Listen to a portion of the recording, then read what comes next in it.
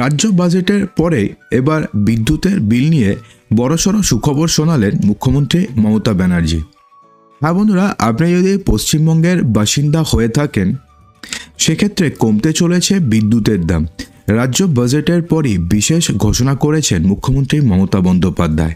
তো সেক্ষেত্রে কবের থেকে রাজ্য জুড়ে বিদ্যুতের দাম কমতে চলেছে এবং কমলে কত টাকা প্রতি ইউনিট হতে পারে এবং এর ফলে আপনাদের কী কী সুবিধা হবে অথবা কী কী অসুবিধা হবে, তো চলুন সমস্ত কিছু বিস্তারিত জেনে নিই। সিইএসসিতে বিদ্যুতের দাম নিয়ে অসন্তোষ রয়েছে অনেকেরই। এই নিয়ে মুখ খুলেছেন মুখ্যমন্ত্রী মমতা ব্যানার্জি। রাজ্য বাজেট পেশ করার পরে বিদ্যুৎ নিয়ে মন্তব্য করেছেন মুখ্যমন্ত্রী মমতা বন্দ্যোপাধ্যায়। তিনি বলেছেন যে দেওচা পচামির কথা বলতে গিয়ে বিদ্যুতের দামের প্রসঙ্গ টেনে এনেছেন মুখ্যমন্ত্রী মমতা বন্দ্যোপাধ্যায়।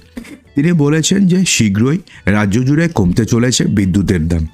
মুখ্যমন্ত্রী বলেছেন যে দেওচা পচামি থেকে আমরা যে কয়লা পাবো তা 100 বছর যে বিদ্যুৎ তৈরি করব সেই পাওয়ারের আমাদের বিদ্যুতের দাম আগামী দিনে, অর্থাৎ যখন কয়লাটা উৎপাদিত হয়ে যাবে সেই সময়তে অনেকটাই কমে যাবে। তিনি বলেছেন যে রাজ্য সরকার বিদ্যুতের দাম না বাড়ালেও সিইএসসি বাড়িয়ে দেয়। মানুষকে অনেকটাই ভুগতে হয়, ওটা আমাদের হাতে নেই, ওটা একটা স্বশাসিত সংস্থা সিপিএম থাকাকালীন দিয়ে গিয়েছে।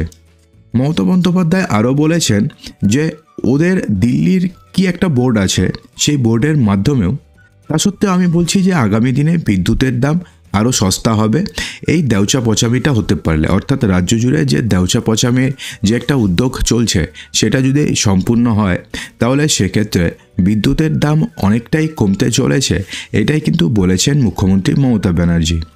এছাড়া দেওচা পচামিতে যে জমি ইতিমধ্যে দেওয়া হয়েছে তাদের ছেলে মেয়েদের কর্মসংস্থান করে দিয়েছি বলেছেন তিনি। অন্যদিকে অনেকের হোমগার্ডের চাকরিও হয়েছে, যারা ইচ্ছায় জমি দিচ্ছে তাদের ক্ষতিপূরণও দেওয়া হচ্ছে রাজ্য সরকারের থেকে।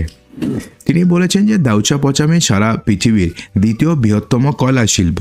আমরা আগামী প্রজন্মের জন্য 100 বছর যাতে কোনো প্রকারের লোডশেডিং ফেস করতে না হয় এবং বিদ্যুতের দাম যাতে কোনোভাবে বেড়ে না যায়, সস্তায় যাতে তারা বিদ্যুৎ পান, এই প্রকল্প তৈরি করছে। তিনি বলছেন যে এই শিল্প মিলিয়ে মোট 1 লক্ষ ছেলেমেয়ে চাকরি পাবে এবং কাজ পাবে শুধুমাত্র দেওচা পচামিতে। এভাবে বাজেট শেষে সাংবাদিক সম্মেলন করেছেন মুখ্যমন্ত্রী মমতা ব্যানার্জি। অর্থাৎ মুখ্যমন্ত্রীর কথায় যদি দেওচা পচামিতে যে কয়লা উত্তোলনের যে একটা প্রসিডিওর চলছে সেটা যদি সম্পূর্ণ হয় তাহলে আগামী 100 বছর কোনো প্রকারের লোডশেডিংয়ের সমস্যা থাকবে না এবং সবথেকে বড় ব্যাপার হচ্ছে আগামী 100 বছরের মধ্যে বিদ্যুতের দামের খুব একটা বড়সড় পরিবর্তন অন্য রাজ্যে হলেও পশ্চিমবঙ্গে হবে না। তো বন্ধুরা, এই নিয়ে আপনাদের কি বক্তব্য রয়েছে অবশ্যই কমেন্ট বক্সে জানাতে একদমই ভুলবেন না। আর যদি ভিডিওটি ভালো লাগে ভিডিওটিকে লাইক করবেন, বন্ধুদের মাঝে প্রচুর শেয়ার করবেন এবং চ্যানেলটিকে সাবস্ক্রাইব অবশ্যই করবেন।